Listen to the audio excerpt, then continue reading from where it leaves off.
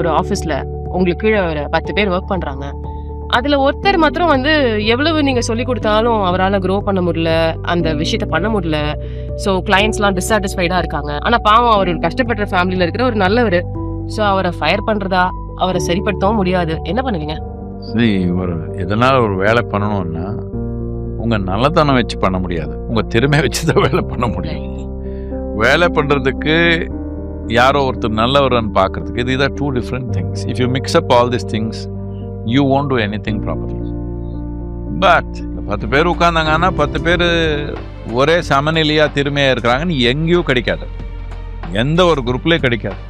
ஒருத்தர் வேகமாக போகிறாங்க, ஒருத்தர் ஸ்லோவாக போகிறாங்க. இப்போ நீங்கள் அந்த கார் ஓட்டுனீங்கன்னா இந்த வீல்ஸ் ஒரு 60 கிலோமீட்டர் ஸ்பீடில் போகணுன்னா உள்ள என்ஜின் 12,000 RPM போகுது.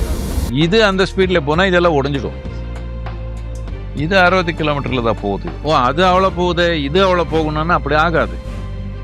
இது இல்லாமல் அது வேலை பண்ணுமா? வீட்டில் என்ஜின் வச்சு சும்மா ஓட்டிக்கலாம், எங்கேயும் போகாது. அவ்வளோதான். இப்படி ஏதோ ஒரு நாம் கிரியேட் பண்ணால் ஒரு பாட்டு ஒரு விதமாக போகுது. அது எல்லாம் சேர்ந்து தான் ஒரு கம்ப்ளீட்டாக ஒரு சிஸ்டம் ஆகிக்குது. ஸோ நீங்கள் கரெக்டான லீடராக இருந்தால் எல்லாருக்கும் ஒரு இடம் இருக்குது. இல்லை இது ஒன்று தான், இது செஞ்சால் தான் எனக்கு முக்கியம், என்ன எனக்கு ஒரு பதவி, இது செஞ்சால் எனக்கு ஆகாதுன்னு முட்டாளான்னு பிரயோஜனம் இல்லை.